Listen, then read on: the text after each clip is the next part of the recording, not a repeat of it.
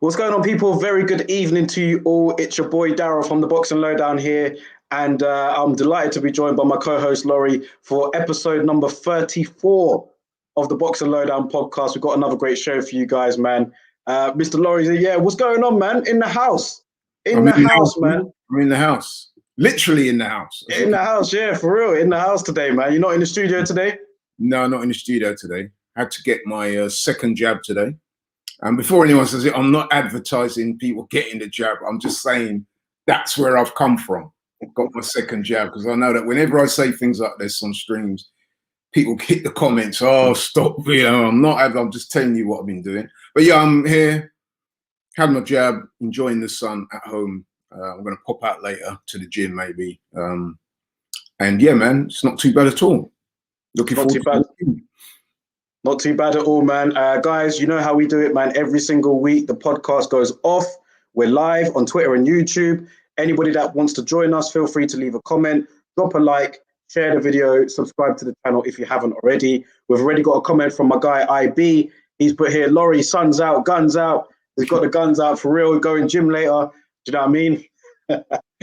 But yeah, it's all good. Big up IB, man, every single time. And listen, we've got another great show for you today, guys.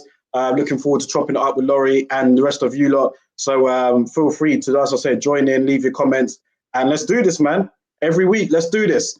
Harvey in the chat, he's put, hello, lads. Mura's put here, Errol the Truth Spence. You hear about Errol Spence, actually? My boy Spence. Let me tell you something about Errol Spence, actually, before we get into it today. Or Little Errol, in your words, yeah? I saw a quote today. I got copied in a tweet. And I said I was going to show it to you today. So the tweet basically said, let me read it word for word, actually. Let me read it word for word, just so you can see. Because I said I was going to mention it to you today. Errol Spence came out and he said, I told Al I want Crawford after I fight Pacquiao. I'm crossing the street and see what they're talking about. If they ain't talking about nothing, I'm moving up. So that's what Errol Spencer said after he fights Pacquiao. He wants Crawford. Do you believe him? Big up Conrad. Well, you know what? We have to take him at his word for now anyway. I mean, listen, he's got a major assignment on his hands. And if he gets through that, which I sincerely hope he does, by the way, then that's the fight we want to see. However, Crawford has said a little while back that he'd moved on. So although Crawford, as we can clearly see, is struggling to get fights. So he might have to reassess that situation. But listen, man, I've always said we want to see the best fight the best. We want to see undisputed. We don't want to see fighters ducking each other. So maybe it's Little Errol reverting back to Errol the True Spence, which is... But I would say, man, I'm rocking with Errol Spence for this fight with Pacquiao, man, because he needs our support. Because I'm telling you what now, man, you know what I mean? He's not going to get no love from the fans and from the boxing aficionados.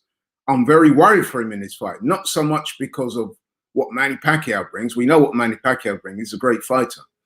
But I'm looking at the at social media. I'm looking at the comments, both from fighters, ex-fighters, people inside the game, and they're making it clear, man, that they're rocking with Manny Pacquiao. They're wanting to create history, as it were. And I'm a bit worried that that kind of avalanche of sentiment could prove to be Errol's undoing if the fight goes the distance. I don't think he'll get a fair shake. I really don't. So, listen, man, I'm pulling for him, and then we'll see what happens. DS in the chat here has put, good evening, bro, and good evening, Unks. Good evening to you as well, man. Good to have you here, DS, every single time. Yes, respect. Yeah, all right. We'll talk about Errol Spence a bit more later on. But like I said, we've got a packed out show for you today. Big up everybody in the chat. I want to talk to you first of all about the news that broke today. Eddie Hearn releasing a video on Matchroom's Instagram page and social media, confirming that he will be that DAZN UK will be the leading broadcaster for Matchroom Boxing's fights going forward.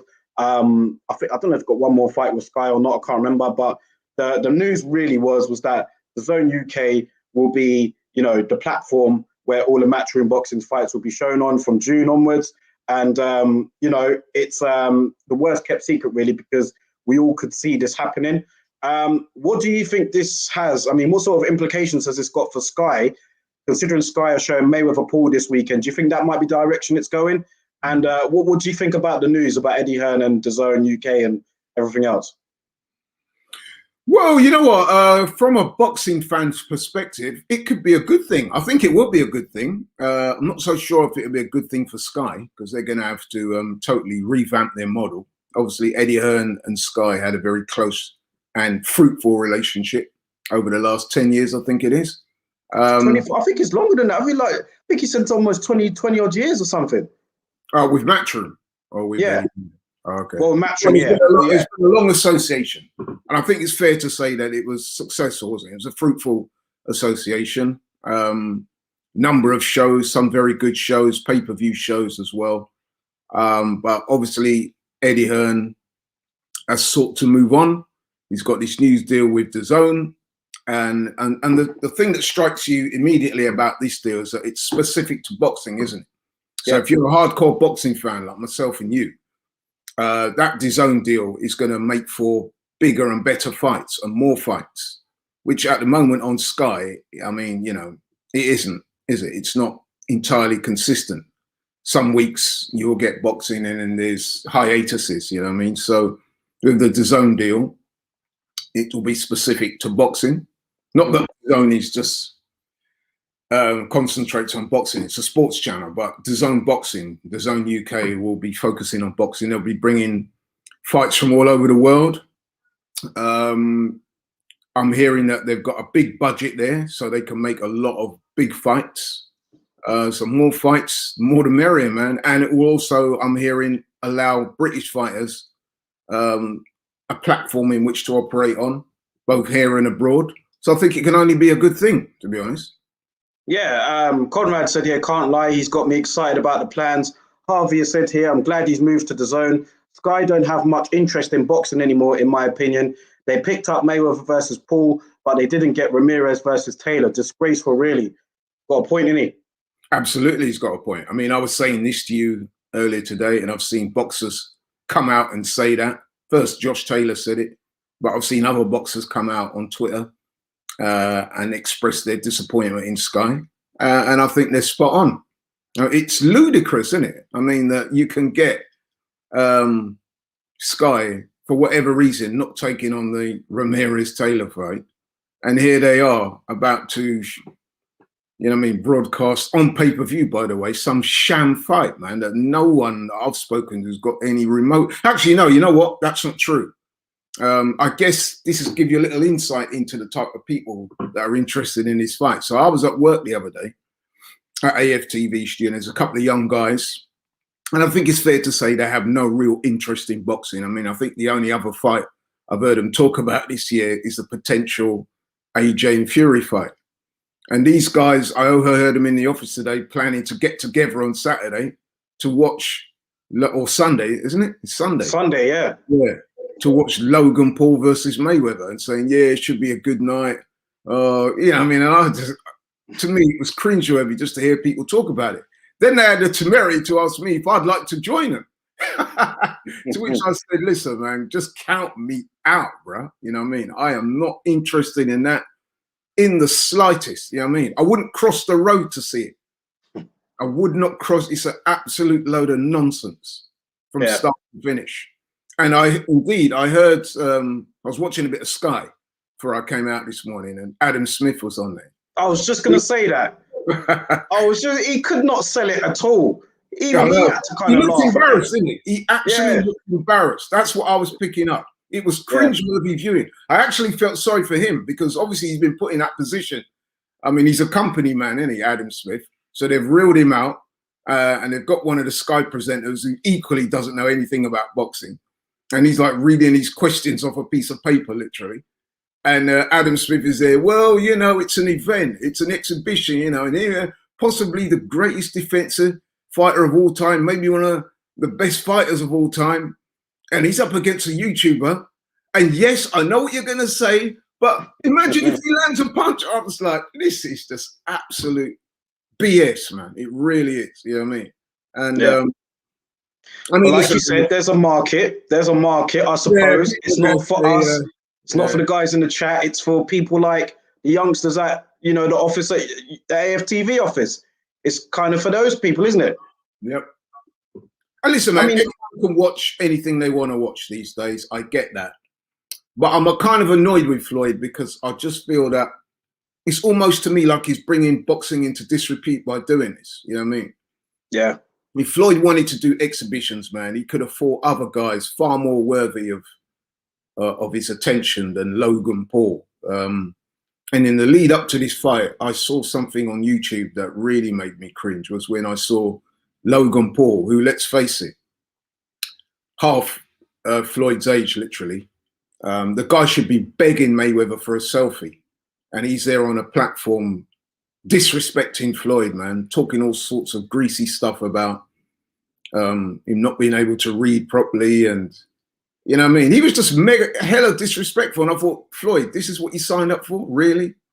And Floyd will say, yeah, it's going to do numbers, he's going to make more money, but sometimes, man, what about your integrity? What about your legacy in the sport? What about how you represent yourself and your family and the people watching you that, you know what I mean, idolized you, and you've resorted to this? Yeah. I mean, come on, man. It's not even as if he really needs the money, is it? You know, what's he going to buy with it? More Lamborghinis? I mean, come on. It's just. I mean, I saw some of the, you know, Showtime have like a all access, don't they, before Floyd's events and other events and stuff like fights. And like, I watched a little bit of it today, and Floyd basically admitted, he basically said, look, like, this is like a bank robbery to me. You know, it's easy money. I'll take it, whatever. But like you said, integrity has to come into it at some point. I know he's not the first person that's doing exhibition fights. He won't be the last person. But I don't know. I don't know. It's just a bit. I don't know. It's interesting that he compared it to a bank robbery, which means he's describing it as a criminal act, which is, you know, legalized bank robbery. He said that's what he's called it. So that's very intuitive that he's describing it and using words like bank robbery, suggesting that it's almost a criminal act, because pretty much that's what it is. You know what I mean? And a lot of people in boxing, man, big fans of Floyd and just big fans of boxing that I've spoken to, and the comments I've seen on social media, they're just nigh on disgusted at him, man. And if you were going to go down the exhibition route, there's so many other people you could have fought. You could have called up on some ex-fighters. Not that I would have been particularly keen on that. I just think that Floyd needs to retire, get out of the game, man. I think he can't get out of the limelight. He can't get out of it, can he? A lot of it, it's not just the money with him, is it? Knowing Floyd as we do, he would have loved this last couple of weeks. That, you know, I mean, he's back up there. Everyone's talking. Well, not everyone, but a lot of people are talking about him, and he's, you know, his face has been plastered all over social media. I think that's that drug that Floyd needs, man. You know what I mean? I think that's almost as important to him as the money. And it's kind of sad, really, isn't it? Because, you know, he's 40-odd years old, man. You're like, when are you going to grow up, Floyd? I mean, you know what I mean? You see him out there. He's got this wig on his head, whatever it is. He's wearing these clothes that, come on, bro, you're 40-odd years old and you're dressing like a 15-year-old. And you just think to yourself, something is not quite right with him, is it? He's just not. I mean, he will never admit it, Floyd, because he's, you know, he's not that type of person. But he's obviously struggling to give up boxing and to keep out the limelight. He obviously struggles very much with that, no matter how much money he earns. Because let's be honest, man, he don't need the money. I mean, I remember back in the day growing up, reading books about fighters when they were well past their sell-by date, retiring, and they were coming out of retirement because they were financially stricken to fight in certain exhibitions, and I think take on guys in wrestling matches and all that, you know what I mean? And you hear stories about it, and you feel quite saddened for the fight, even though, you know, they should perhaps been a bit more astute with their money and their finances, but you could almost understand it because they had nowhere else to go. And they were broke and they needed to pay back the government taxes and stuff like that. But this is different. This is a guy that's just milking the game, man, or milking people's pockets. He said it himself. It's a legalized bank robbery. I mean, you know, if he said that himself, that goes to how barefaced it is. You know what I mean? Yeah. In fact, it's that barefaced, right? Maybe you should wear a mask into the ring and come into the ring dressed as Dick Turpin. You know what I mean? He might do. You don't know. It's an exhibition. He might do that. He might wear a mask. Who knows, man? I think that's the appropriate garb for a load of garbage like this. Shane Willoughby, our bro in the chat, has put here, Eddie done the race. Harvey has put here, Sky just trying to get some more money in before Eddie leaves. Shane's also dropped another comment. He said here, it would have been a good day to get Ade on, talk about Matchroom leaving Sky. Yeah, it probably would have, actually, to be fair. The only thing about that is that hope Ade doesn't mind me speaking up, but he might have found himself in a difficult position there, given that he's employed by Sky, isn't he? So yeah. I don't know how. I don't know. I'm sure he would have been as honest as he possibly could, though. Shout out to Ade, by the way. But yeah, I mean, listen, man, that whole thing is, I think, a complete sham. But it'll be interesting to see people buy it. I know that Sky have this habit where they don't release the viewing figures, do they, for their pay-per-view shows? But if that's the route Sky are going down, then blimey, you know what I mean? Huh. Yeah. Big up Rasta Dad in the chat has put, howdy folks, what's going on, man? Good to have you here. Yeah, well, I know you won't be. I mean, how many people in the chat are going to actually watch this? I mean, even if they, do it the illegal way and stream it or whatever, are people actually going to watch this? I don't know. Like, would you watch it even if like it was put in your face? I'm not. Would you watch it? Whether you pay for it or not, would you watch it? Absolutely not. I'm actually away for the weekend, and okay, hypothetically, even if I was there and they said that they were going to buy it, I probably would go to bed because it's coming in the early hours of the morning. I've got absolutely no interest in it. However, the internet being the internet, social media being social media, next week there's going to be loads of people posting clips of, highlights of the fight. So it's highly possible that I will watch some very brief highlights. Because let's be honest, exhibition, there's going to be no winner and loser or whatever like that. But there is an undercard. There is a boxing undercard.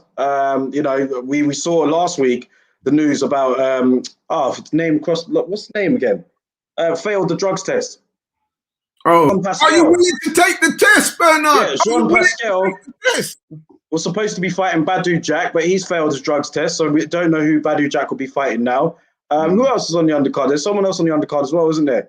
I must admit, because I'm just so trying to stay away. Yeah, so have me. I heard about the John Pascal. And while we're talking about that, Daryl, you will bear my witness. When John Pascal beat Badu Jack the first time and he beat Marcus Brown, what did I say to you? Tell the viewers what I said to you. Yeah, he said he was probably on something. Yeah, I said that. I said, Daryl, you saw the way that guy came within an inch of losing his life. Metaphorically. Shane saying the same thing here. Yeah. He came within an inch of getting beaten to his life by Kovalev. Yeah. Absolutely battered. You know what I mean? His family I remember watching the fight and they showed his family, they were in the crowd, they're all bawling their eyes out. You know what I mean? Everyone was saying that was the end of Pascal. Right? That was back in 2015 or 2016 or something like that. Yeah. Fast forward a couple of years, this guy's taking on and beating a young, hungry Marcus Brown and looking really good doing it as well. And then he goes on and fights Badu Jack and outlasts Badu Jack. And don't forget, Badu Jack is known for his resilience, isn't it? And his heart and his toughness. And I said to you, Daryl, at the time, I goes, he's juicing. He's got to be. You're not going to get a late resurgence in your career like that, especially after the long, hard career that John Pascal's had. And all of a sudden, he's turning in performance like this. I said, Daryl, mark my words, the guy's juicing. And look, here we go. And listen, there's a lot of them in the game that are doing it. And let's just hope more of them get caught. And I found some of his excuses that he was making, man, and some of the things he was trying to put up in some kind of defense, I find to be almost as bad as him cheating. You know what I mean? They just need to ban him for about 15 years so he never fights again. You know what I mean? He'll probably be able to fight in another state or something. They'll probably be able to fight. It's just crazy, man. Crazy. But you know what makes me laugh as well, Dar, right? All these men, right, online, social media, and expressing outrage about John Pascal. They're the same ones who will turn their back and watch Canelo while he fails 2 drug tests for clenbuterol, right? But you know what I mean? Quite rightly, they're admonishing John Pascal and saying he should be thrown out of boxing. But at the same time, you're willing to anoint a guy that's failed 2 drug tests as a pound for pound king of boxing. So there you go. That kind of hypocrisy is kind of hard for me to fathom. I don't know about you. I wonder if we've got our Mexican friend in the chat today. Maybe he might be able to say something, or we might catch it later. Go to the comments here. We go to the comments here. Rasta Dad has put, I know you guys have got to do it, but I wish everyone would stop talking about those Paul brothers. It drives me mental. Don't worry, we're going to move on from that now, Rasta Dad. IA has put here, VADA 12 weeks is the way to go. And Shane Willoughby has put here, Bivol beat Pascal 12-0, bro. Put some respect on his name. I knew that Shane would find a way to segue Bivol into this conversation somehow. But you know what? Respect due. Yeah, man. Yeah. Pascal was juicy when Bivol beat him, so it probably makes the achievement of beating him 12-0 all the more all the more impressive. So hey, you know what, Shane? Fair play. Listen, we got some more action this weekend anyway, man. The return of Daniel Dubois, who is back after losing last time out against Joe Joyce back in November, December. You know, it's his first fight back since the eye injury. He'll be taking on Dubois-Dinu. Dubois-Dinu, he's not world level, but probably a good comeback fight for Dubois. He's only lost to 2 fights, hasn't he, to Jarrell Miller and Kubrat Pulev. Are you happy with this opponent for Dubois? And what do you make of his comeback this weekend? Yeah, I've been waiting for the day when he would come back, actually, because I was one of back before Joe Joyce. Whoa, that's ironic, isn't it? Yeah, I mean, I was one of those that was that had a lot of empathy for him when he lost the Joyce fight. I mean, listen, man, he was beaten by the better man on the night. He took that decision to, let's face it, quit. But I thought it was, under the circumstances, I thought it was entirely the right thing to do. And like I said, he did it for a reason, so he could come back, and now he's back. And like you said yourself, Darryl, it's ironic that he's coming back before Joe Joyce. He's struggling to get work right now. But anyway, he's back, and I'm looking forward to seeing how he performs. I'm sure there'll be some demons. He'll never admit to it, because boxers never do like to admit to anything like that. But I'm sure he'll be a bit nervous of getting punched in the eye again. Obviously, he's done sparring, but this is the real deal with the smaller gloves on against a half-decent opponent, actually. You see, he had 20-odd fights. He only did 2 losses. Seems to have a decent KO record. But crucially, the 2 losses he suffered, one to Kubrat Pulev and one to Jarrell Miller, have come by KO. So he can be touched, let's be honest. And him getting KO'd by Jarrell Miller. I mean, Jarrell Miller, another drug street, by the way. Even with all those assortment of drugs that he was putting in his system, was never a big puncher. So if you're Daniel Dubois and you're looking at that, you're thinking, well, Pulev, and Pulev's a half-decent puncher, but he's not a big one-punch hitter like Dubois is. And Jarrell Miller certainly isn't a one-punch hitter. I would imagine that if you're Daniel Dubois, you'd be fancying you can get him out of there if you hit him. You know what I mean? It's interesting. I saw a picture of Dubois-Dinu in an interview, and he's got a striking facial resemblance to Alan Babbage. For a minute, I thought it was Babbage he was fighting. Yeah. But yeah, you know what? I'm looking forward to see how he goes. You know what I mean? Like I said, he's bound to be a bit nervous. He will never admit to that. But listen, I've boxed before. If you've had a loss or whatever like that, and you've had a bad performance before, the next fight, you're always a little bit wary going in. You know what I mean? That first round or two, getting the cobwebs out, getting used to getting hit, feeling the atmosphere and all that. Once he's got rid of those, because I mean, let's face it, he's still a young fighter, then I would expect him to take care of business. But I'm hoping that Dubois-Dinu comes to win and he's competitive, because I think Daniel does need an element of competition in this fight. He doesn't want to just go in there and then the first time he hits a guy, he's gone, because that won't tell us nothing, will it? And I'm sure he's looking forward to answering as well. I'm looking forward to seeing how, you know, this is his first fight under Shane McGuigan too. So I'm looking forward to seeing how that goes too. DS has said here, I reckon Dubois is coming back a little early. What do you guys think? Not really. I think it's a bit like falling off a bike, isn't it? Once you fall off a bike, they say that the best thing to do is to try and get back on that bike as quickly as you reasonably can. Yeah, but what if you sustain a bad injury when you fall off that bike? Maybe that's what DS is referring to. Yeah, I know he's kind of referring to that with the eye and stuff like that. But listen, man, he would have done the sparring, he would have done the work beforehand. I'm sure he's been assessed by the doctors. I think in a way it's a good thing for him coming back quite quickly, because it shows that he's got the appetite and the hunger, and that he's ambitious and he's determined not to let that last performance define his career. He wants to move on to the next phase, as it were. So, yeah, man, I think as long as he's right with it, doesn't appear that he's been forced. He seems very keen. He keeps saying he can't wait. So I guess we'll find out this weekend. Conrad has said here, Dinu will take a dive if he doesn't get knocked out cold. Interesting. I mean, who knows nowadays, man? Who knows? I wouldn't like to say stuff like that. Let's see how the fight materializes first before we start, you know what I mean, coming out with stuff like that. Because you never know, the guy might turn up and perform very well. Rasta Dada said here, it's interesting to see how Dubois comes back after that defeat. Good luck to him. Yeah, I mean, Dubois is what, 22, 23 years old.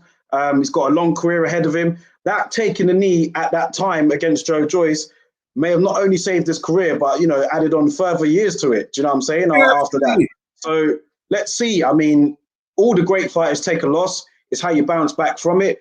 And Dubois knows that a lot of people are talking about him. They're going to wonder how he looks. So, yeah, I'm watching this. I'm looking forward to it. I mean, Dubois-Dinu is not like, he's not an elite level opponent, but he's a good opponent to come back to. And he's going to go for that eye. Of course he is. Yeah, he's going to go for that eye. So let's see what happens. In boxing, you know, people have had like broken ribs, broken noses, broken teeth, broken jaws even. But have you ever noticed, man, that when somebody gets a badly fractured eye socket or eye injuries, it's much harder. You know what I mean? You only get one set of eyes. It's a very sensitive organ, and you can't play with that, man. You know what I mean? Because if Dubois was to have gone blind after that fight and his career would have been over at age 22, the whole boxing world and the world in general just moves on, and he's forgotten about. The man did what was best for himself and his career. I've got no problem with that at all. It's all very well for us to, you know what I mean, call people names and, you know what I mean, derogatory names and all sorts of stuff like that. But until you get that type of injury and find out what it's like yourself in the heat of battle, as indeed Billy Joe Saunders found out, then, you know what I mean, it's a very different thing. So he did what was right. He did the right thing, man. I'm utterly convinced he did the right thing. Who's on the undercard? You got Tommy Fury on the undercard for this one, ain't you? He's fighting a guy that's 2-0, I believe. So he hasn't got a losing record. I don't know much about the guy who he's fighting. Who else is Archie Sharp on the undercard? I think Archie Sharp got cancelled, didn't it? Oh, was the fight get cancelled? Did it? I know he was supposed to be anyway. But yeah, Tommy Fury's definitely on the undercard. Archie Sharp's opponent unfortunately contracted COVID, and at the time of this show, I think they were struggling to find an opponent for him. So I don't know how that's going to work out. Shane Willoughby has said here, my dad was telling me that Lennox Lewis had a fight back in the day where in camp, Lennox Lewis trained to hit a specific fighter in the eye who had eye trouble. Was that Frank Bruno? I think that was that Gary Mason, I think. Yeah, because I remember that story as well. What Shane's saying, I remember that too. I've heard that, but what fighter was it? It wasn't Frank Bruno. It was I think it might have been Gary Mason. Yeah. Yeah. And it worked, didn't it? It actually worked. Like Lewis did target the eye, and I think he did win that fight. That the opponent had bad swelling on the eye. And not only that, boxers will often say that they, you know, if a fighter they're going to fight has suffered eye damage prior to them fighting them, they will say, yeah, I'm going to go for the eye.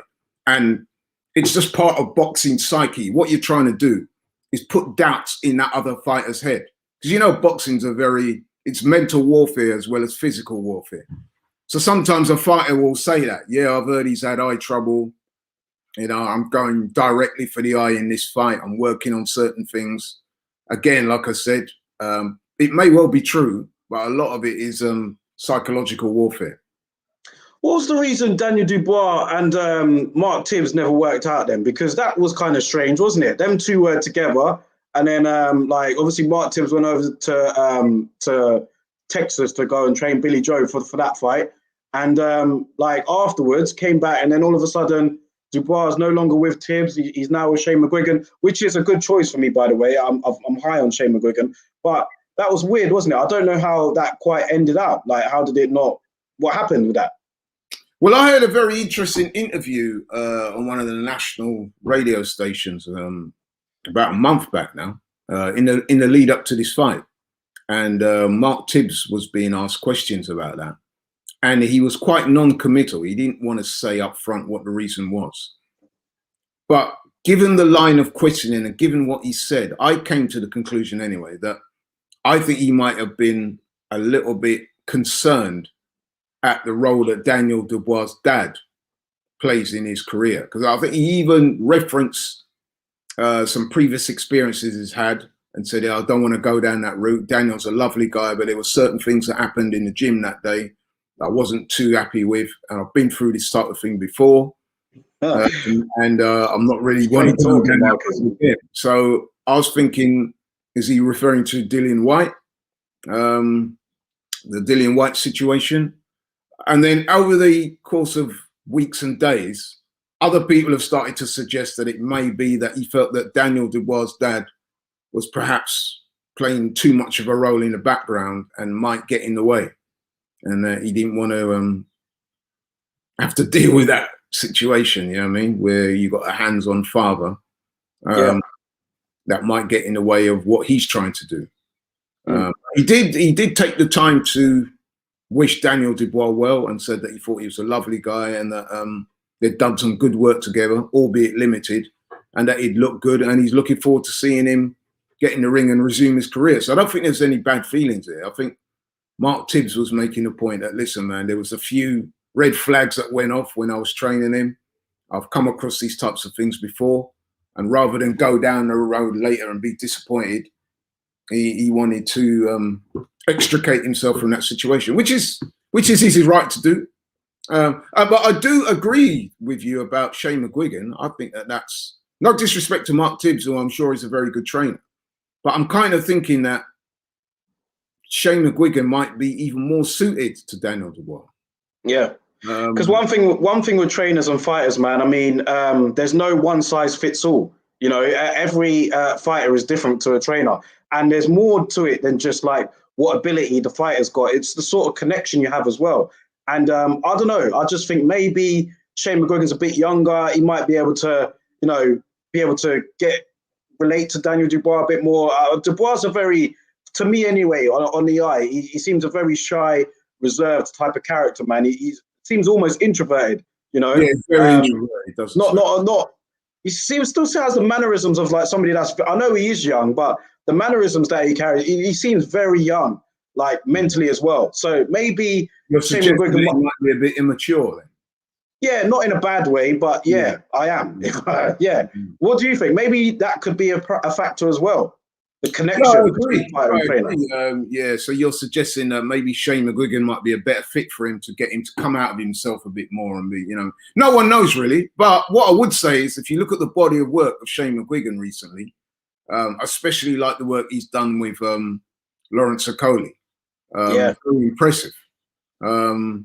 So yeah, man, I think that's a good fit for him. And listen, I'm sure Mark Tibbs would have done a good job. But if I'm being honest, man, like I said, you look at Shane McGuigan's recent body of work, you'd have to say that he edges it for me. That's just my impressions and opinions. I'm sure other people will have their own, but I think it's a good fit. So he may have landed the better trainer inadvertently. So we'll see. Conrad has said here they selected Dinu because he won't fight till the last drop of blood. Remember the Miller fight? This will give Dubois a mental boost. After that, they will work on his boxing. So Conrad has his opinions on it. He could be right too. Could be right. Yeah, for all intents and purposes, the stuff I've read, the stuff I've seen, and the interviews that Dino's given himself, he's coming here to win. He's going to give it his best. Like I said, I hope that does indeed, you know, will be the case, because you know some guys, they talk all that smack, and then the first time they get hit, man, you know what I mean? Was it Tyson famously said, everyone's got a plan until they get hit. So we'll see. But yeah, I mean, listen, on the face of it, it seems like a very decent opponent for his first fight back. I'm certainly looking forward to watching it. Yeah. Conrad also said here, I'll give Daniel Dubois 1-2 more years before I really judge him. And that's the thing in boxing, you know, they always say, there's another saying in boxing, you're only as good as your last fight. So a lot of knives will be out for Dubois now, but be interested to see how he gets on this weekend. And also just with the landscape of the heavyweight division as well, he's got time on his side, but it's a very competitive division. I mean, you look at some of the guys there, man, you got AJ, Tyson Fury, Deontay Wilder, Dillian White, Andy Ruiz. You've got people like Hrgovic, Joe Joyce, Alexander Usyk. You know, you've got other guys there too. I know I've missed quite a few names, but you get my point. It's a very competitive division. Tony Yoka, you know what I mean? Tony Yoka, yeah. There's a guy in America called Big Baby Anderson that they're getting very excited about. Also, so Williams looking all right. Remember as well, Daniel Dubois is 23 years old. In heavyweight terms, that is almost a baby. You know what I mean? They say that heavyweights don't start maturing or getting into their prime until at the earliest late 20s, maybe even early 30s. So you look at it, he's only 23. When he had that fight with Joyce, he was only 22. Things may have turned out that way for a reason. You know what I mean? Maybe because if he'd have won the Joe Joyce fight, people would have been saying, oh, you know, he's got to get a world title shot against AJ or Fury, or, you know what I mean? I'm pretty sure that would have been the narrative. At least with what's happened now, they've had to scale things back. And let's face it, there's lots of work to do on his game. Daniel Dubois is got some really good attributes. For example, the jab and the right hand we know about. But then there are other areas of his work, man, that, you know what I mean, do need addressing. For example, he's got slow feet. He rarely moves his head. You know what I mean? Those are two glaring defensive weaknesses that he needs to work on. So with a new trainer, with a new purpose, it's almost like him starting all over again. You know what I mean? These are chances for him to look at this and then bring in opponents that will help build him. You know what I mean? So you never know what happened, man. Although it was a harsh lesson at the time, he may look back on the Joe Joyce fight in years to come and say, you know what? That was a turning point of my career. I was there banging guys out for fun. I had one bad night at the office. I revamped my career, and here I am now, world champion. You know what I mean? So, Shane Willoughby says here, Laurie, I heard Frank Warren say Dubois needs to improve his defense. Isn't that what I said when I first met you? You know what? You know what? I'm going to have to give Shane his props. I mean, I remember the first time I met Shane, and forgive me, viewers, if I've told this story before. I met Shane. I didn't know him. I just saw this young black kid holding court. I think we went to watch Dan Aziz. He had an open workout. I think it was Dan Aziz on the undercard of Dillian White's fight against the Colombian guy. I forget his name now. Oscar Rivas. Oscar Rivas, that's right. Yeah. So there was an open workout in London, Tower Bridge. Yeah, and I saw Shane, and he was, after the workouts, everyone was milling around, talking with each other. It was a nice hot day. And I saw this young black guy holding court. And these other guys were like, it was good-natured stuff. There was no like beef or anything. It was good-natured stuff. They was having this conversation, and they were talking about Daniel Dubois. And I just happened to be walked past, and a little crowd had gathered around. So I stood there and thought, what's going on? So then I saw Shane, and like I said, he was taking on about 2 or 3 men. He was like, yo, I don't really rate Dubois. And I was like, rah, you what? And by this time, Dubois was like banging out bare man. You know what I mean? So I was thinking, what, you don't rate him? He's going, no, I don't. So I was like, I stood there for a few minutes and watched him holding court and going in with these guys. It was quite entertaining, actually. And then I said, yo, so I didn't know his name. I go, hang on a minute. So what are you saying? Are you serious? You don't rate Daniel Dubois? I mean, come on, man. What more does he have to do? He goes, yeah, he can punch and all that. He's got a half-decent jab, but he's got no defense. So, yeah, I'll give Shane that. He did say that. He did. He did say that, yeah. Big up Shane, man. IA said here, Dubois should prepare for the next era and focus to become the next ruler. But like I said, there's guys on the come up. There's guys on the come up preparing for that next era as well. Tony Yoka, like you said. Although those guys are a bit older than him. How old's Tony Yoka actually? He's a bit older, isn't he? Sorry. Yeah, he's been around a while, man. And he's an Olympic gold medalist. So I would imagine he must be like late 20s by now. Mm-hmm. And he's had a few problems with stuff like that. will the British public be prepared to wait though? Because I remember when Dubois was knocking everyone out like that, and people are like, wake me up when we get there. Oh, he's just knocking over another stiff. Yeah, let me know when you fight someone with a pulse. Dubois is not going to be able to have that sort of leeway again, is he? Or is he? He might do, because like I said, they can present it as the rebuilding, the repackaging of Daniel Dubois, the rebranding, you know what I mean? So he might get some time. I don't think, even if he goes out there and knocks out Dubois-Dinu in the first 2 rounds, realistically, I don't think no one's out there going to be calling for him to get a title shot anytime soon. They're going to realize that he's on the rebuild. So I think they will cut him some slack, both the boxing media and the boxing fraternity in general. I think they will cut in some slack and say, look, he's on the rebuild. So that's what I'm saying. What happened, although it was bad at the time, like a lot of things that are bad at the time, there may be some positive elements to it. And this could be one of them. Because like I said, he's still very young. Yeah. Especially in heavyweight terms. And he suffered that bad loss and all the fallout that went with it. So I think people will give him 3, 4, 5 fights. To obviously, there can't be total walkovers. There's going to have to be a couple of guys in there that, you know what I mean, do give the semblance of coming to win. And he's going to get hit on that eye, in his face and stuff like that. So I'm looking forward to see how it pans out, because I do believe in him, man. I think he can go far in the game. Yeah. Whether he can win a world title and dominate, that's another thing entirely, man, because there's always somebody, you know what I mean, lurking in the heavyweight division. That's the thing about the heavyweights, man. There's always somebody out there with a big punch or big reputation or whatever. So there'll always be guys out there for him to fight. There will be no shortage of guys on the horizon for him to take on. I think maybe like last word from me on Dubois before we move on, but I think that like, yeah, should he win this weekend, then try and get him in there with some more durable fighters, just so we can see what it's like down the stretch for him, somebody that won't go away after you've been hit. Because Joe Joyce never went away, and we saw what happened there. Obviously, the eye caused the main damage, but Shane's put here, I'd like to see him fight Hellenius. What about Marius Wack, someone like that? You know what I mean? Someone that's good, durable, you know? Yeah, like, some durable guys, resilient. No, I mean, like he's not going to take on any real killers right now.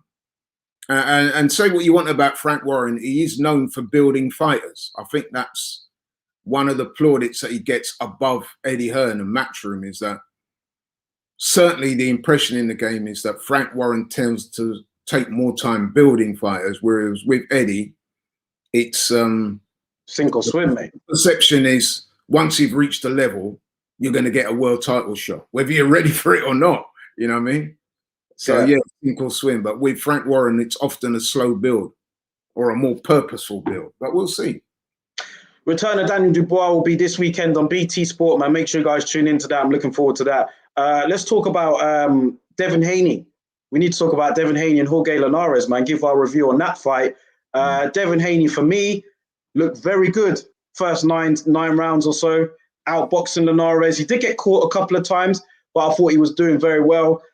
Towards the later rounds now, championship rounds, he got hurt at the end of the 10th round. Linares kind of did the little thing. He did that to him to kind of sway him back to the corner. And then from then on, for me, Devin Haney wasn't as much stepping foot on the gas to try and take Linares out of there. It was more he was kind of just trying to get through it. And then in the 12th, he was in survival mode again. So the American boxing fans are harsh, man, because they were booing at the end of that fight. And I'm just like, Devin Haney, he put up a good performance earlier on. It was a bit shaky towards the end, but it's adversity. He had to overcome it. He did overcome it. I saw a lot of people taking jabs at him afterwards, people like Ryan Garcia, of all people. I saw like Teofimo Lopez, understandably, considering that he's being lined up to fight him. Luke Campbell, a few other people did, but that's part of the game, isn't it? What do you think about Devin Haney's performance? And was it slightly concerning, the way how he got wobbled towards the end there, was in survival mode, or was you overall happy with the way how he performed that night? Well, for the first 9+ rounds, I thought he was very impressive. You know, he was on his way to pitching a shutout pretty much. I think I may have given, I did score the fight Linares a share of one of the earlier rounds, but for the first 9 rounds, he was pretty much in complete control. And then, like you said, at the end of the 10th there, a round that he was winning, by the way, I think Linares, to his credit, for about a 5-6 punch combination. and the last one of that combination caught Devin square. And yeah, he was getting the that made me laugh. That did, man. That was funny. Send off back to the corner. But you know what, man? Listen, I thought Devin Haney, he got caught with a shot. It happens, guy. Like, he's 22 years old. This is boxing. He was taking on a very experienced and a very competent, skilled fighter who can punch, by the way. Linares ain't no joke. He decked Lomachenko, you know what I mean? You know what I mean? I think he decked Luke Campbell, didn't he? You know what I mean? He can punch. He's a quality fighter. Okay, he's coming to the twilight years of his career, and he has had a few stoppages himself. But listen, I think it's fair to say by now that Devin is not a big puncher. But for some reason, man, Devin Haney seems to attract a lot of hate. I mean, I know, was it a little while ago, he made some comment, didn't he, about no white boy can beat me and all that stuff. I think he said it tongue-in-cheek at the time, but he may have come back to bite him in the bum, that comment. He does like to talk himself up, but a lot of American fighters do. I mean, you show me a top-flight American fighter that isn't verbose.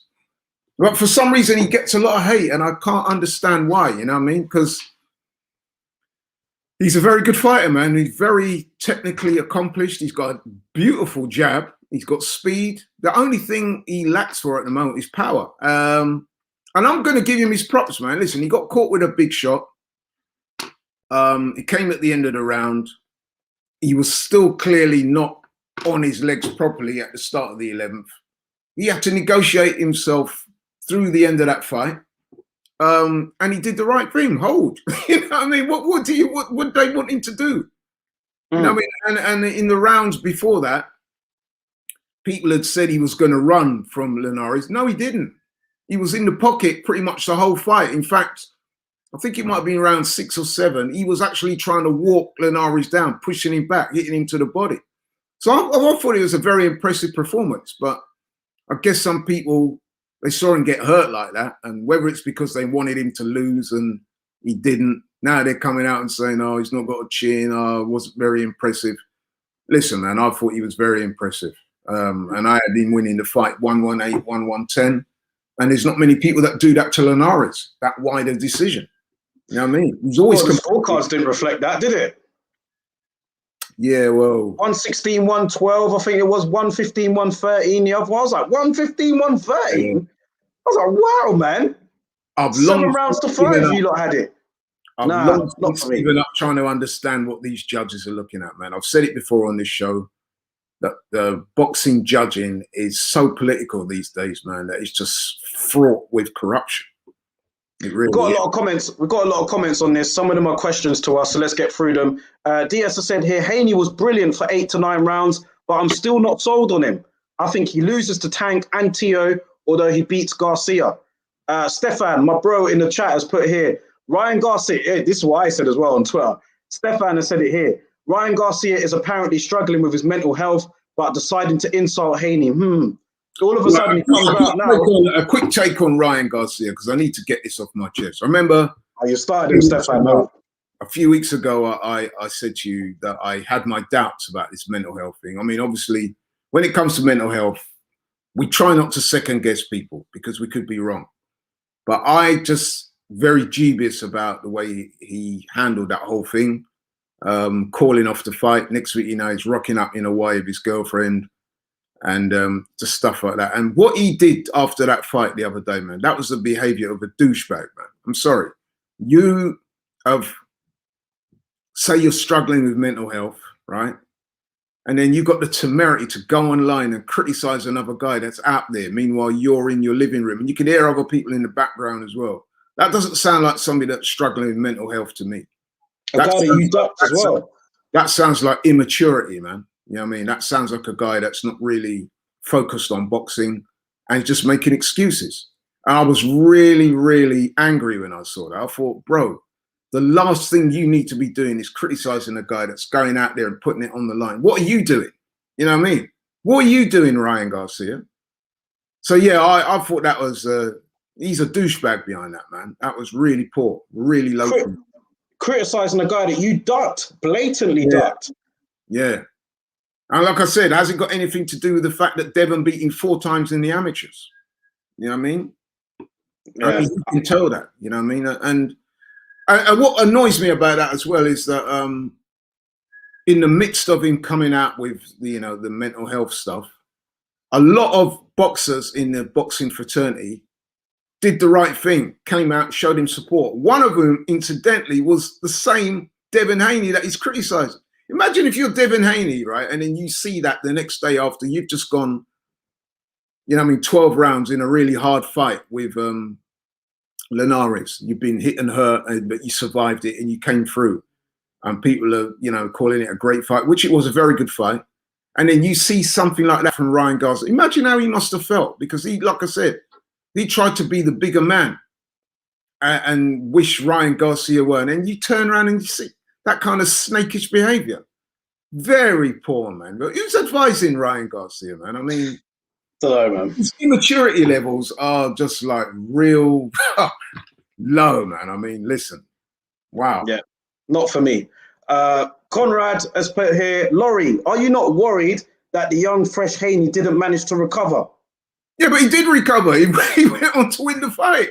That's exactly what I'm saying. He did recover. And listen, Devin Haney is 22 years old. He hasn't reached anywhere near his man strength yet. And with that comes... Yeah, but a lot of these other fighters are young too. I mean, Ryan Garcia's young. Tiafimo's young. They're all young. What happened to Ryan Garcia when he got heavily decked by a fairly, I wouldn't say light punching, but he's not a hard puncher, is he? Luke Campbell, not by those standards anyway. Yes, he came back to win, and I actually gave him credit for it at the time. But come on, man, you know what I mean? Like, the guy got off the floor and he won the fight, 9 rounds to 3. So he did recover. I mean, listen. Well, he didn't get knocked down, but I know what you mean. He got one. He recovered. He did have his legs under him. Sometimes shots can do that to you. It can scramble your equilibrium for a round or two. I mean, obviously, Devin Haney is in great condition. So due to his conditioning and his heart, he was able to get through it. But you can't say he didn't recover. He did recover. And listen, man, he won the fight. And what I would also want to say is, he's a young guy. Young fighters do get hurt. Listen, Canelo, the same one who everyone on air apparently thinks is pound for pound. Go and watch his fight with Miguel Cotto's brother when I think he was 18, 19. He got severely wobbled in that fight. You know what I mean? Muhammad Ali, the greatest fighter of all time, he got decked in his career when he was young. And look how that turned out. You know what I mean? So it happens. Listen, it may be that Devin Haney, he may not have as good a chin as some of the other guys. Maybe, we don't know. But it doesn't mean to say he's not going to go on and have a successful career, does it? So... IA said here, making 135 pounds is getting to Haney. It's affecting his durability and he should move up ASAP. Move up to 140. It's only the one... Have you seen him wobbled in other fights? It's only the one fight. I mean, prior to the fight last weekend, I don't think I'd seen Devin Haney lose a round in the ring. Have you? Now all of a sudden he gets wobbled by one of the top guys of the division, and apparently now he's got no durability. You know what I mean? He can't take a punch, and wow, man, I think people need to see that. That's the thing. Haney, and listen, Shane's saying it here, but Haney was dominating those early rounds, but everybody's talking about those last few rounds. Do you know what I mean? And Shane said here, let's keep it real. The only reason Linares got success was because Devin got greedy. If he just kept it long, Linares would have lost every round. I agree. Yeah, that's a very good point that Shane makes, because let's face it, man. And Linares was quite clever in the lead up to this fight as well, because every time he did an interview, he said, yeah, I know Devin's going to run. I know he's going to run. I know he's going to run. So that was basically saying to Haney, stand and fight. And if you notice that when the fight started, Linares, who can box himself from the outside, he was determined to come forward, but he was getting peppered. Yeah. And what I liked about the performance is that Devin Haney was not running. He was giving him angles. There was movement when he needed to move, but for the most part, man, he was meeting Linares in the center of the ring.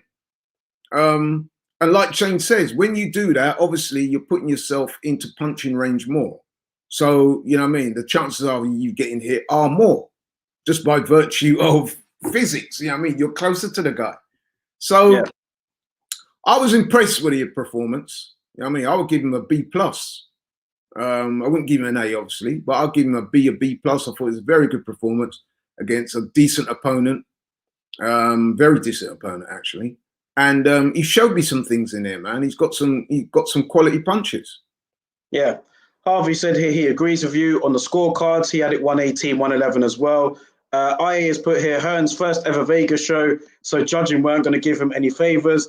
Got a lot of comments here, so let's go through them. IA has put here, wasn't Fury always digging out Joshua during his mental health problems? Yeah, exactly. Yeah. Born again. I'm going to say this is going to sound a bit controversial. I mean, even Tyson Fury's mental health problems, a lot of people have suggested that the mental health problems was that more to do with the fact that he was binging on alcohol and cocaine. You could say that the two are related, meaning that the substance abuse and the mental health are related, or was it just he just went on some long bender and is trying to dress it up as mental health problems? You know what I mean? Quite a few people have suggested that. So I don't know, but listen, I don't like to second guess people too much, but with Ryan Garcia, when he did that, that was the final straw for me. I thought, no, you're having a laugh, mate, because I've seen you on social media, you know what I mean, on the hotel balconies of your girlfriend, yeehaw, and making all these silly sounds. That doesn't sound like somebody to me that's struggling with depression. You know what I mean? That sounds like somebody who's not concerned with boxing, that is struggling to focus, you know what I mean, who's conflicted. Maybe there's ways of covering it that we don't know. I mean, I don't think I've been depressed like that. I've been very low before, but I don't know. I guess everyone's different, aren't they? But yeah, I mean, I do agree with you there as well. But I'll tell you one thing: I wasn't hooping and hollering and I don't know, dissing people. You know what I mean? So yeah. Born Again Biker has said here, please talk about John Fury and AJ posting John's opinion on his channel, warning his son he's being tricked and basically weak and could lose against Wilder. Yeah, let's talk about it then. Yeah. You got Born Again Biker, man. Let me go through this comment first from Francisco. We'll get back to that. Francisco said here, great performance by Haney, but why do you think Linares wasn't able to really capitalize in the last rounds after he hurt Haney? Was it because he was tired? Was it because of his age? Was it Haney's holding? And I don't have a problem with the holding. So he's saying, why couldn't Linares capitalize when he had him hurt? Well, you have to understand that Linares is an older fighter now. Maybe the Linares when he was 25 and not 35, maybe being able to step on the gas a bit more. And don't forget, in the previous rounds, he'd been getting touched up. He got hurt a couple of times in that fight as well.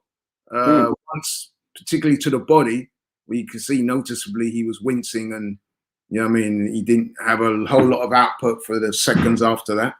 And yes, Haney was holding and maybe kind of bamboozled Linares out of it a little bit. So yeah, that's my response to that question. Yeah, 35 years old. I mean, he took some good shots during that fight, never went down. That was another concern from some people saying, oh, he couldn't drop him. Linares has been dropped before. Haney hit him with a lot, couldn't drop him. But I mean, it's still, obviously he wasn't able to finish him off when he had Haney hurt. So maybe the punches did have an effect. Yeah.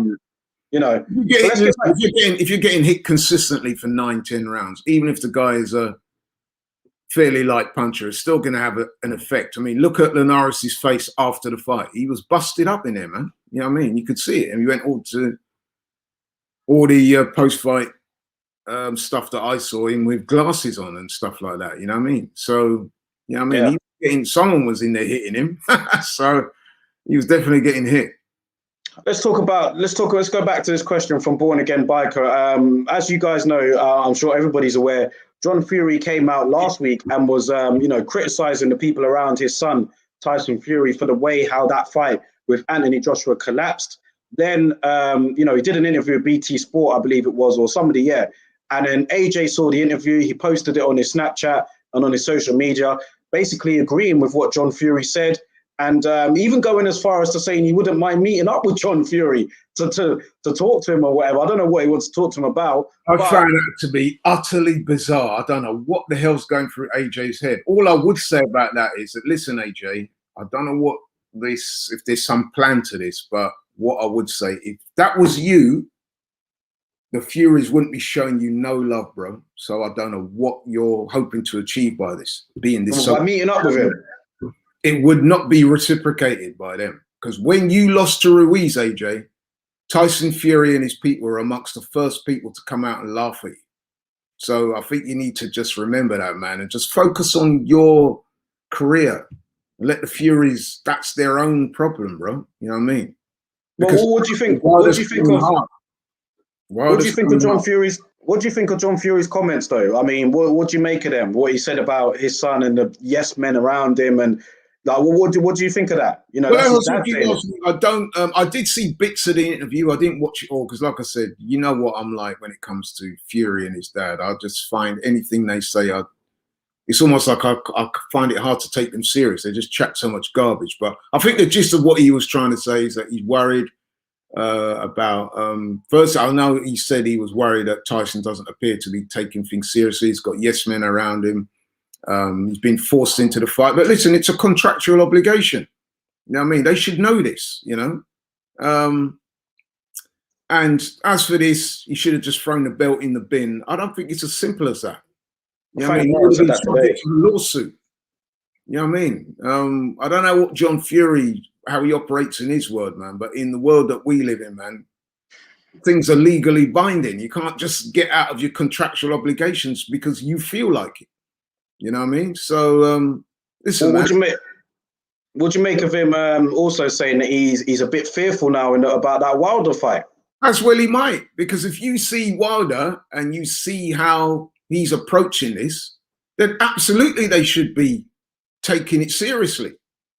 You know what I mean? I think Tyson Fury this week has finally decided that he's going to come off social media and that he knows that. Good move.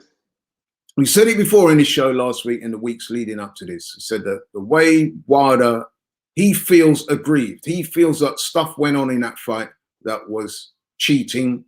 Now, whether we want to agree with it or not, that is how he feels. And you can see that he's not capping, is he? He firmly believes that. You know, that's what he believes.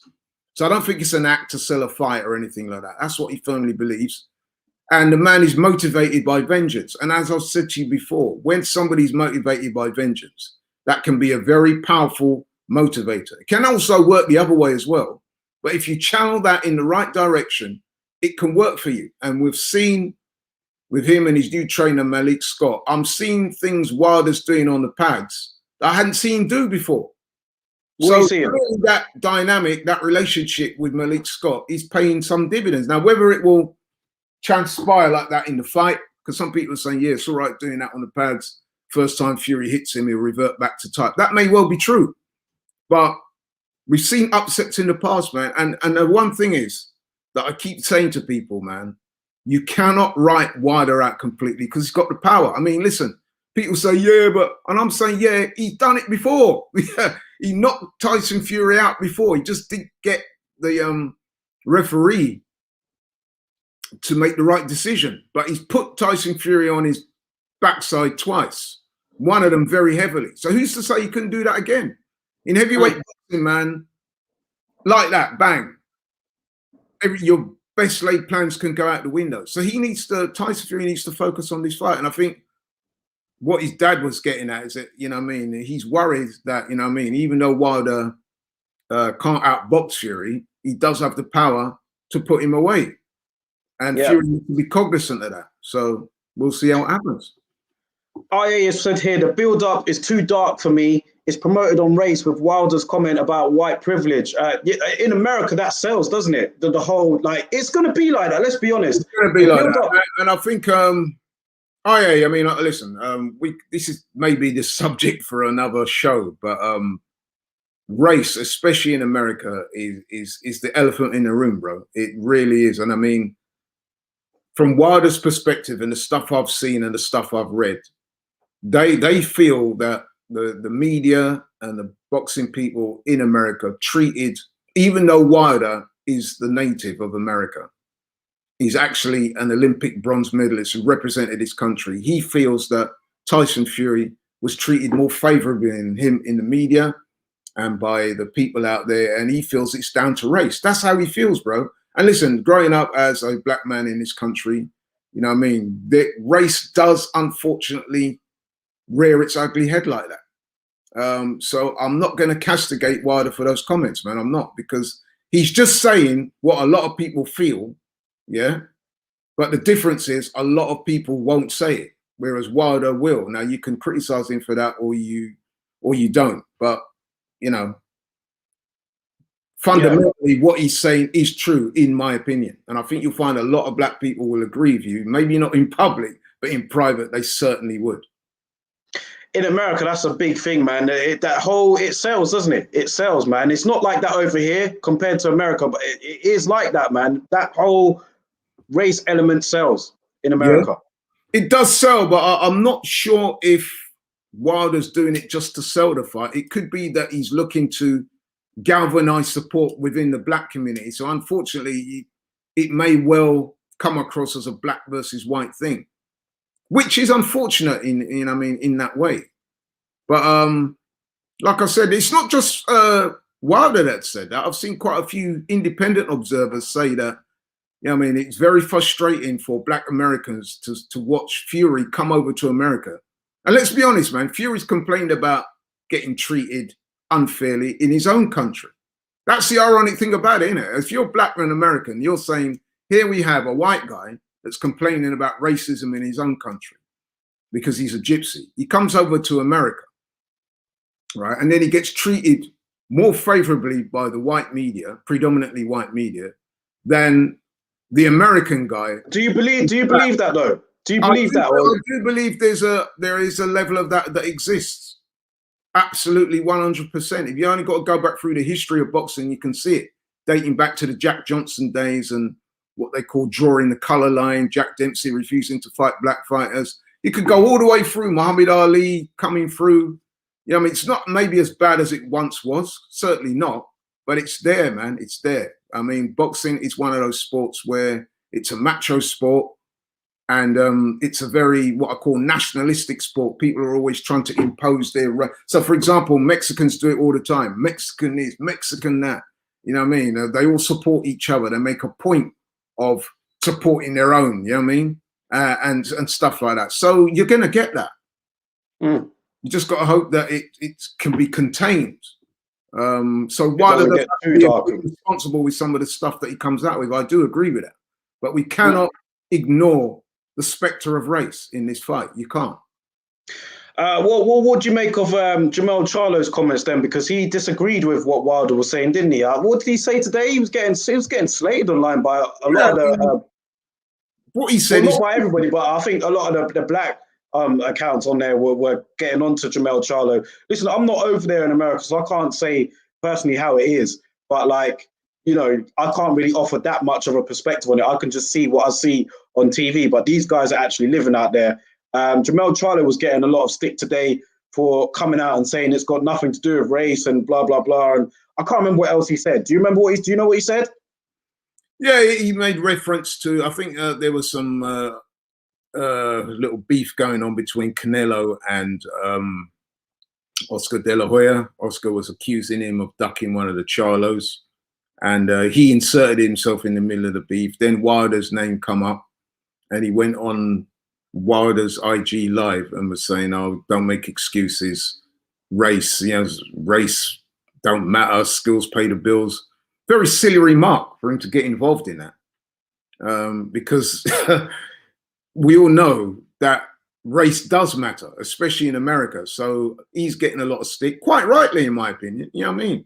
He should have just kept his mouth out of it. You know what I mean? Listen, Jermell Charlo, I know for a fact, has drawn the race card in the past, where I remember he was preparing for one of his fights, and he wanted to use a gym, and for whatever reason, he wasn't allowed access to the gym. And he went online and saying he felt he'd been racially profiled. So a lot of people are saying, listen, you're quite happy to play the race card when in your own circumstances. You know what I mean? So why are you dismissing what Wilder's got to say now? And I just thought it was a very inappropriate thing to say. Just stay out of it, man. You know what I mean? If you'd have put skills pay the bills, then I could understand why you got to make that comment for. Because we all know that race does play a part in these things. And if Wilder feels he's not being treated correctly by the media and all the rest of it, then I think he's entitled to say that. Big T has said here, Fury's dad's comments were true, but damage control. Where was John's energy about the fight before it was called off? He was one of those people that said the fight wouldn't happen. He's right. IA said here, Laurie's right. Looked at Wilder and Spence doing exclusive interviews with LDBC black media. Mm. So yeah, I've always said it, man. They're boxing and race are intertwined, man. You've only got to go back, like I said, go back and you will see it's always played a part. And that is the inescapable truth. And like I said, even Tyson Fury and Billy Joe Saunders, by the way, have come out and said that gypsies are discriminated against in this country. Why didn't nobody go after them when they said that? And listen, I've got no doubts that what they said were true. I mean, I even saw Tyson Fury once online saying he was going to lead. Remember, a few months ago, said he's going to lead some march on Downing Street. Remember, he said he was going to have a 1,000,000-man march of gypsies. Remember that? I'm sure you remember it. It was a couple of months ago now. He was online. Yeah, because they weren't allowed in a pub or somewhere. Yeah. And he was posting videos of gypsies being discriminated against up and down the country. And listen, he's right to speak out for his people. So, you know, I mean, like I said, race is part of everyday life, man. And it's something that people should look to air out in the open rather than always trying to contain it and pretend it doesn't exist, because it does. Like I said, Wilder does need to be a little bit careful, though, because it's a very sensitive issue. And so you do have to be responsible about how you discuss it, because things can get out of line, you know what I mean? So I think that's the danger there. Yeah. Last thing about Wilder before we wrap up for today. I saw his interview, actually. He's done a couple of interviews now. For me, I mean, I can't look past Fury, but I did like the way how he seemed relaxed. And I saw his interviews on one of the channels, and then there was another interview I think he's done on IFL. He seems quite relaxed, man. He seems like he knows what's going on. When you look at it, he's been out of the ring for as long as Fury has been, so it's not like one person has the advantage over the other in that. I don't know. I'm not saying I think he'll win, but I don't know. It's not going to be like the second fight for me. I think that it will be more competitive than that for sure, at the very least. Yeah. Listen, I agree with you. I like the energy from Wilder at this point. I've seen the training routines he's done. He looks refreshed, man. He said in an interview that I saw that he had a lot of injuries previously. He said he's sorted out a lot of those now. Listen, we don't know for sure, do we? Because we're not privy to all of that. But he does look, to all intents and purposes, to be in a much better place than previously. He looks impressive on the pads, I've got to say that. And him and Malik Scott seem to have a good symbiotic relationship. They got the shirts glaza glass, which for people who don't know is a Russian term for, means an eye for an eye. And they look motivated, man. Listen, like I said to you earlier, it's all well and good this happening now, but the fight is still some weeks away. Fight night is what really counts. But going into it, like I said, I like his energy. I like his enthusiasm. The approach seems to be the right one. So we'll see. Well, yeah, Fury so far. Fury, he's now come off social media, so that's going to be good for him. You know, he can now zone in as well on that fight. And because I must say that I've been quite unimpressed with his body shape. I mean, for somebody who doesn't have the best of bodies, Tyson Fury seems to like taking his t-shirt off all the time and showing people his jiggly body. But then we know that with Tyson Fury, he's not a body beautiful type of guy. He's never going to be body beautiful, is he? Genetics, which makes me wonder where Tommy Fury got those genetics from. But anyway, that's another matter. I don't want to go there. But listen, Tyson Fury is a very skilled guy. Like I said to you on your show last week, for a big man of 6'9" and 18 stone, his footwork is almost ridiculous for a man of that size. So he does have inherent skills. But it's an interesting, I mean, listen, I've seen some people writing this fight off and saying, oh, you know, it's going to be just like the second fight. And I don't know, man. I think this fight could offer something different. Wilder's coming in on a totally different mindset. And the thing with Wilder is he got the power. We know it. He's got a, 97.8% knockout ratio. You know what I mean? Even if he hits Fury with a glancing blow, he's going to feel it. So you can't write the man off. And then, like I said, he's coming into this fight like a man on a mission. That's got to make him more dangerous than he was before. Has to. And if Tyson Fury is not on it, then, you know what I mean, an upset could be in place. You know what I mean? I'm not saying for 1 minute that Wilder's going to outbox Fury. I'm not saying that at all. What I'm saying is that Wilder knows what he has to do. He has to be able to land that right hand. Yeah. Easier said than done, yeah. So that's what they've got to be working on. And I'm saying that in the build up to this fight, what I've seen of him on the pads, he's looking sharper than I ever saw him before. Would you agree with that or not? You've seen it. Yeah, I do, but then the pads don't hit back, do they? They don't hit back, no. So I'm gonna reserve some caution there. You are right. But what I'm saying, looking at the clips, looking how relaxed he seems and how purposeful he looks, and the energy that he's putting out there into the universe at this point, I've got to say I'm quite impressed with it.